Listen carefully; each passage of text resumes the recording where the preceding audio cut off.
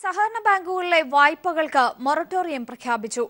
March 31 വരെയാണ് moratorium. വിവരങ്ങളുമായി ഷീജ ചേരുകയാണ്. ഷീജ, എന്തൊക്കെ നിർണായക വിവരങ്ങളാണ് കറൻസി പ്രതിസന്ധിയുമായി ബന്ധപ്പെട്ട മന്ത്രിസഭാ യോഗത്തിൽ ഉണ്ടായിരിക്കുന്നത്? മറ്റു വിവരങ്ങൾ?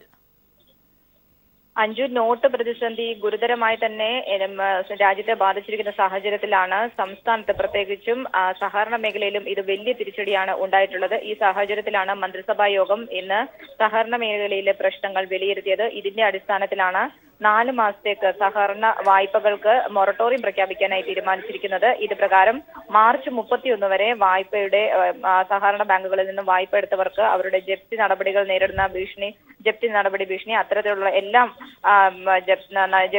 ജപ്തി നടപടി ഉൾപ്പെടെയുള്ള എല്ലാ ശിക്ഷാ നടപടികളും നിർത്തിവെക്കാനാണ് ഇന്നത്തെ മന്ത്രിസഭാ യോഗം തീരുമാനിച്ചിരിക്കുന്നത്.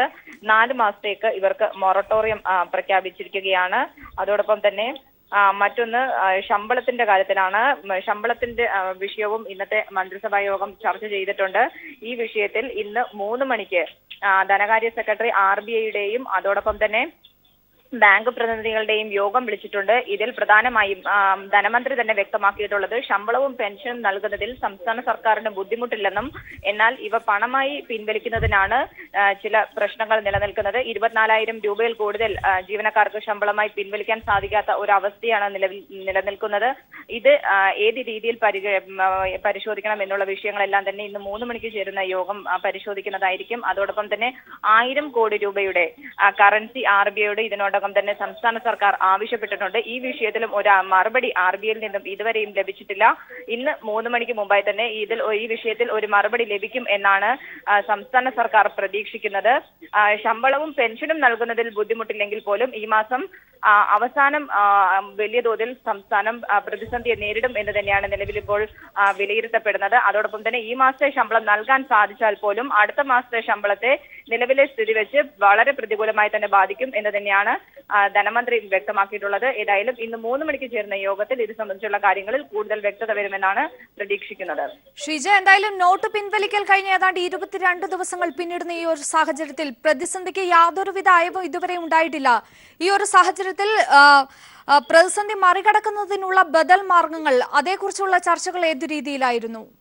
പ്രതിസന്ധി മറികടക്കുന്നതിനുള്ള ബദൽ ചർച്ചകൾ തന്നെയാണ് സംസ്ഥാനത്ത് വളരെ വേഗത്തിൽ തന്നെ പുരോഗമിച്ചുകൊണ്ടിരിക്കുന്നത്. ഇതിന്റെ ഭാഗമായാണ് അല്പസമയത്തിനകം തന്നെ സഹകരണ മേഖലയിലെ പ്രശ്നങ്ങൾ സംബന്ധിച്ച് മുഖ്യമന്ത്രിയുടെ അധ്യക്ഷതയിൽ ഉന്നതതല യോഗം മന്ത്രിതല യോഗം ചേരുന്നുണ്ട്. ഈ വിഷയം സഹകരണ മേഖലയിലെ പ്രശ്നങ്ങളെല്ലാം തന്നെ ഈ യോഗത്തിൽ ചർച്ച ചെയ്ത് ഒരു പരിഹാരത്തിലേക്ക് എത്തുന്നതായിരിക്കും. അതോടൊപ്പമാണ് മന്ത്രിസഭാ യോഗത്തിന്റെ സുപ്രധാനമായ തീരുമാനമുണ്ടായിരിക്കുന്നത്. 4 മാസത്തേക്ക് സഹകരണ ബാങ്കുകളിൽ നിന്നും വായ്പ എടുത്തവർക്ക് മൊറട്ടോറിയം പ്രഖ്യാപിച്ചിരിക്കുന്നു. മറ്റൊന്ന് നോട്ട് പ്രതിസന്ധിയും പ്രത്യേകിച്ചും നാളെ ശമ്പളം വരുന്ന ദിവസമാണ്. ജീവനക്കാർക്കെല്ലാം വലിയ തോതിൽ ഒരു ആശങ്ക ഉണ്ടാക്കിയിട്ടുണ്ട് പണം പിൻവലിക്കുന്ന വിഷയത്തിൽ. ഈ വിഷയം സമഗ്രമായി ചർച്ച ചെയ്യാനാണ് ഇന്നിപ്പോൾ ഏതായാലും 3 മണിക്ക് ധനസെക്രട്ടറി ഇത്തരത്തിൽ RBIയുടെയും അതോടൊപ്പം തന്നെ മറ്റ് ബാങ്ക് പ്രതിനിധികളുടെയും യോഗം വിളിച്ചിട്ടുള്ളത്. ഈ യോഗത്തിൽ ഇന്ന് 3 മണിക്ക് ചേരുന്ന യോഗത്തിൽ ഇത് സംബന്ധിച്ചുള്ള കാര്യത്തിൽ കൂടുതൽ വ്യക്തത വരും എന്ന് തന്നെയാണ് പ്രതീക്ഷിക്കുന്നത്. തീർച്ചയായും ഷീജ സൂചിപ്പിച്ചതുപോലെ തന്നെ ശമ്പളം ഒരു വലിയ പ്രതിസന്ധിയായി സർക്കാരിന് മുന്നിൽ നിലനിൽക്കുകയാണ്. ഇന്നലെ ഇത്തരത്തിൽ തന്നെ ധനമന്ത്രി തോമസ് ഐസക്കും വ്യക്തമാക്കിയതാണ്. ശമ്പളം ഏത് രീതിയിൽ നൽകുമെന്നതിനെ കുറിച്ച് വ്യക്തതയില്ല എന്നും അദ്ദേഹം പറഞ്ഞതാണ്. അത്തരത്തിൽ ശമ്പളം നൽകുന്നതിനെ കുറിച്ചുള്ള ചർച്ചകൾ അത് ഏത് രീതിയിലാണ്? കൃത്യസമയത്ത് തന്നെ ശമ്പളം നൽകാനുള്ള സാധ്യതകൾ, സാഹചര്യങ്ങളൊക്കെ ഉണ്ടാകുമോ? ശമ്പളം ഏതായാലും കൃത്യമായി തന്നെ നൽകും എന്ന് തന്നെയാണ് ധനമന്ത്രി വ്യക്തമാക്കിയിട്ടുള്ളത്. പ്രത്യേകിച്ചും ശമ്പളം നേരത്തെ തന്നെ ധനമന്ത്രി വ്യക്തമാക്കിയിരുന്നു. മാസത്തിൽ തുടക്കത്തിൽ അത്തരത്തിൽ വലിയ സാമ്പത്തിക ഞെരുക്കം സർക്കാരിനെ പിടിച്ചുലയ്ക്കുകയില്ല. അതുകൊണ്ട് തന്നെ ശമ്പളവും പെൻഷനും ബാങ്കുകളിലും ട്രഷറികളിലും നിക്ഷേപിക്കുന്നതായിരിക്കും. എന്നാൽ ഇത് പിൻവലിക്കുന്നതിലാണ് വലിയ തോതിൽ ഒരു പ്രതിസന്ധി നിലനിൽക്കുന്നത്. 24,000 രൂപയിൽ കൂടുതൽ പിൻവലിക്കാൻ കഴിയാത്ത ഒരു സാഹചര്യമാണ്. ഇതിനുള്ള ഒരു ഇളവ് നൽകണം സംസ്ഥാനത്തിന് എന്നുള്ളത് നേരത്തെ തന്നെ കേന്ദ്രത്തോട് ആവശ്യപ്പെട്ടിരുന്നു. ഈ വിഷയത്തിൽ കൂടുതൽ കറൻസികളും സംസ്ഥാനത്ത് ബാങ്കുകളിലും ലഭ്യമാക്കേണ്ടതുണ്ട്. പ്രത്യേകിച്ചും ഇതിൽ കൂടുതൽ പണം പിൻവലിക്കണമെങ്കിൽ ആവശ്യത്തിന് കറൻസികൾ അതാത് ബാങ്കുകളിലും ട്രഷറികളിലും ആവശ്യമാണ്. ഇതിന് മതിയായ കറൻസികൾ ഇല്ലാത്തതും വലിയ തോതിൽ ഒരു പ്രതിസന്ധിയാണ്. ഇത് പരിഹരിക്കണമെന്ന് RBIയോട് സംസ്ഥാന സർക്കാർ ആവശ്യപ്പെട്ടിട്ടുണ്ട്. ഈ സാഹചര്യത്തിൽ 3 മണിക്ക് ചേരുന്ന യോഗം തന്നെയാണ് ഏറെ നിർണായകം. അഞ്ജു. എന്തായാലും ഷീജ, ക്രിസ്മസ് എത്തുന്നതോടുകൂടി ബോണസ് പ്രതീക്ഷയിലാണ് എല്ലാ ജീവനക്കാരും. അതുകൊണ്ട് തന്നെ ബോണസിൽ ചില പ്രതിസന്ധി ഉണ്ടാകുമെന്ന് നേരത്തെ തന്നെ ധനമന്ത്രി സൂചിപ്പിച്ചതുമാണ്. അത്തരത്തിൽ എന്തെങ്കിലും റിപ്പോർട്ടുകൾ ലഭിക്കുന്നുണ്ടോ?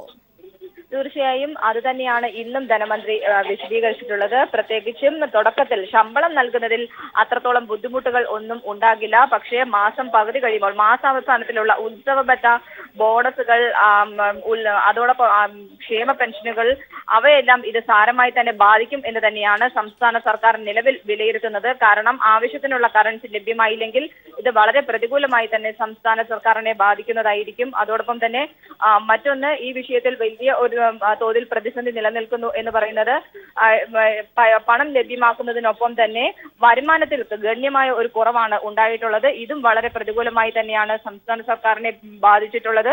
വരുമാനം വലിയ തോതിൽ കുറഞ്ഞിട്ടുള്ളത് ഏകദേശം പകുതിയായി തന്നെയാണ് കുറഞ്ഞിട്ടുള്ളത്.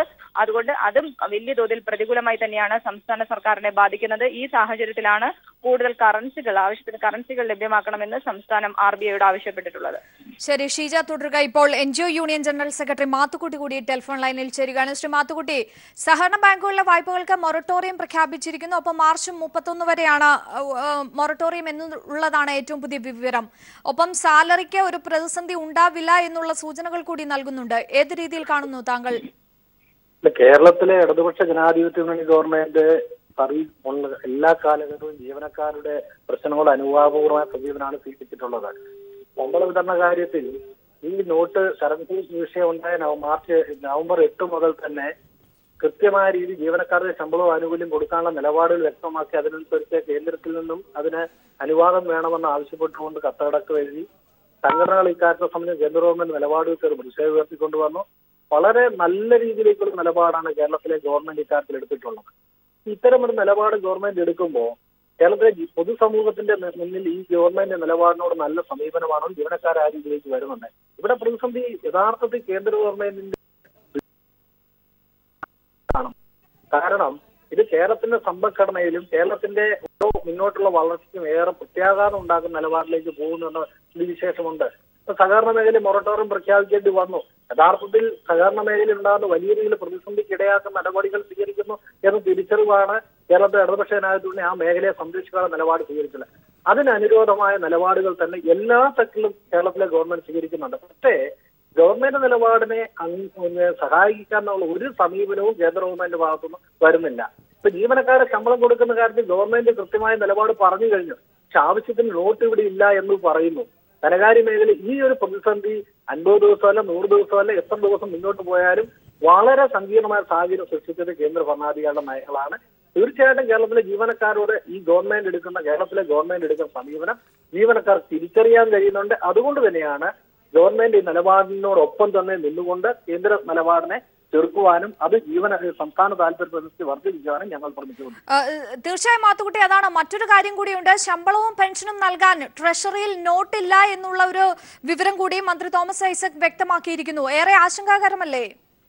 തീർച്ചയായിട്ടും ഏറെ ആശങ്കാജനകമാണ്. കാരണം ഈ നോട്ട് ഇല്ലാത്ത ഒരു സാഹചര്യത്തെ സംബന്ധിച്ച് എത്രയോ ദിവസങ്ങൾക്ക് മുന്നേ തന്നെ കേന്ദ്ര ഗവൺമെന്റ് ശ്രദ്ധയപ്പെടുത്തിയാണ്, റിസർവ് ബാങ്കിന് ശ്രദ്ധയപ്പെടുത്തിയാണ്. ഏതാണ്ട് കേരളത്തിലെ എണ്ണമറ്റ സംഘടനകൾ RBIക്ക് നിവേദനം കൊടുത്താണ്. കേരള NGOയുടെയും റിസർവ് ബാങ്ക് ഗവർണർക്കും കേന്ദ്ര ധനകാര്യമന്ത്രിക്കും ഇക്കാര്യത്തിൽ ശമ്പള വിതരണം തടസ്സമുണ്ടാകാതിരിക്കാൻ കഴിയുന്ന നിലപാട് സ്വീകരിക്കണമെന്ന് ആവശ്യപ്പെട്ട് നിവേദനം കൊടുത്തു. ഇത് ജീവനക്കാരുടെ ശമ്പളത്തെക്കാൾ അപ്പുറം കേരളത്തിന്റെ സമ്പദ്ഘടന ഉണ്ടാകുന്ന പ്രത്യേകത. നിങ്ങൾക്കറിയാലോ, 1-ാം തീയതി മുതൽ 15-ാം തീയതി ദിവസം കേരളത്തിലെ കമ്പോളം സജീവമാകുന്ന ഓരോ തൊഴിൽ മേഖലയിലും കൃത്യതയോടുകൂടി വേതന വിതരണം നടക്കുന്നു എന്നതുകൊണ്ട് തന്നെയാണ് അത് വലിയ രീതിയിലേക്കുള്ള പ്രതിസന്ധി ഉണ്ടാക്കുന്നു എന്നതാണ് ഈ ശമ്പള വിതരണ തടസ്സത്തിന്റെ ഭാഗമായി കേരളത്തെ സംബന്ധിച്ച് ഉണ്ടാകുന്നതെന്നാണ് ഞങ്ങൾ മനസ്സിലാക്കുന്നത്. അതുകൊണ്ടാണ് ഈ നിലപാട് കേന്ദ്ര ഗവൺമെന്റ് തിരുത്തണം. കേരളത്തിൽ ശമ്പള വിതരണം മെച്ചപ്പെട്ട രീതിയിൽ നടക്കാൻ ആവശ്യമായില്ല, കറൻസി എത്തിക്കണം എന്നതടക്കം ഞങ്ങൾ ആവശ്യപ്പെടുന്നു. കേരളത്തിന്റെ ഈ മാസം ശമ്പളത്തിന് ഒരു ബുദ്ധിമുട്ടുമില്ല. അതിനാവശ്യമായ ക്രമീകരണം സംസ്ഥാന ഗവൺമെന്റ് സ്വീകരിച്ചിട്ടുണ്ട് എന്ന് ധനകാര്യമന്ത്രി പറയുന്നു. അത് തീർച്ചയായിട്ടും സാധാരണമാണ് എന്ന് തന്നെയാണ് ഞങ്ങൾ കാണുന്നത്. തീർച്ചയായും കഴിഞ്ഞ 22 ദിവസത്തോളമായി ഈ ഒരു പ്രതിസന്ധി മുന്നിൽ കണ്ടുകൊണ്ടാണ് കേരള സർക്കാരും കേരള ജനതയും ഒന്നടങ്കം വലിയ രീതിയിലുള്ള പ്രതിഷേധ മാർഗങ്ങളുമായി മുന്നോട്ട് പോയതും. പക്ഷെ ഇവിടെ കേന്ദ്രം കാണിച്ച ഒരു സമീപനം, കേന്ദ്രം കേരളത്തോട് കാണിച്ച ഒരു പ്രതിസന്ധിയിലേക്ക് കേരള സർക്കാരിനെ കടത്തിവിട്ടിരിക്കുന്നത്. തീർച്ചയായും.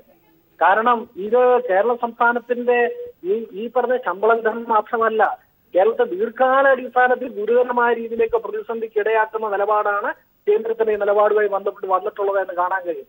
നവംബർ 8-ാം തീയതി കേരളത്തിലെ ധനകാര്യമന്ത്രി ഇതിന്റെ പ്രത്യാഘാതം സംബന്ധിച്ച് ചൂണ്ടിക്കാണിച്ചുകൊണ്ട് കേന്ദ്ര ഗവൺമെന്റ് എടുത്ത തീരുമാനം വലിയ രീതിയിലേക്ക് പ്രതിസന്ധി ഉണ്ടാക്കുമെന്ന് ചൂണ്ടിക്കാണിച്ചതാണ്.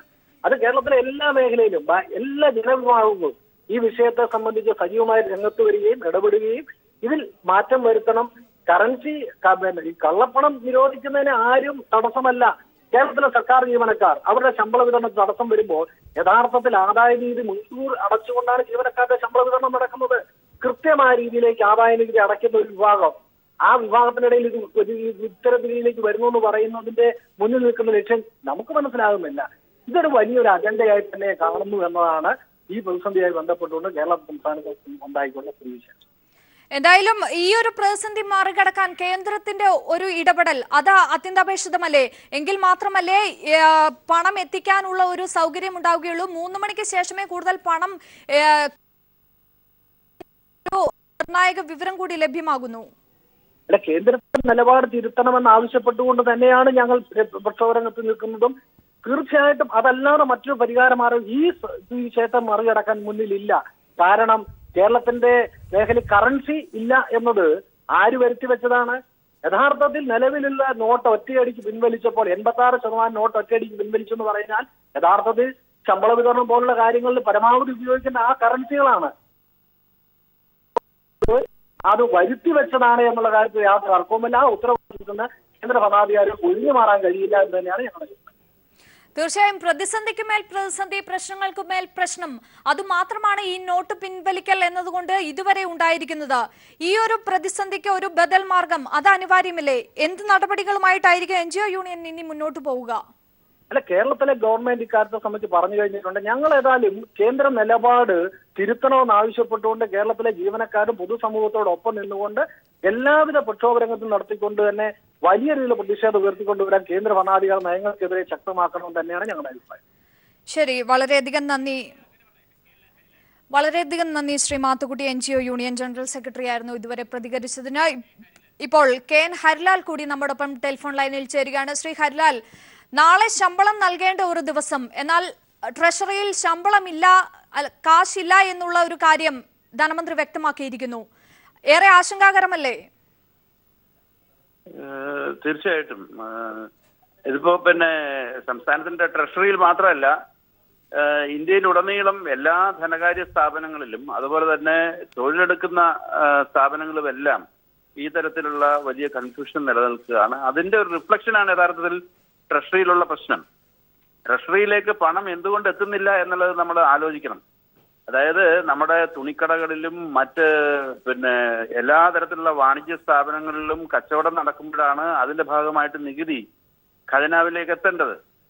അപ്പോ ഇപ്പൊ സാമ്പത്തിക പ്രവർത്തനങ്ങളാകെ നിശ്ചലമാകുന്നതിന്റെ ഭാഗമായിട്ട് നികുതി അടയ്ക്കാൻ കഴിയുന്നില്ല, നികുതി വരുന്നില്ല. ഇപ്പോ വസ്തു കച്ചവടം നടക്കാത്തത് കൊണ്ട് രജിസ്ട്രേഷൻ നികുതിയിൽ വന്നിട്ടുള്ള കുറവിനെ കുറിച്ച് കഴിഞ്ഞ ദിവസങ്ങളിൽ മാധ്യമങ്ങളിലെല്ലാം റിപ്പോർട്ടുകൾ വന്നിരുന്നല്ലോ.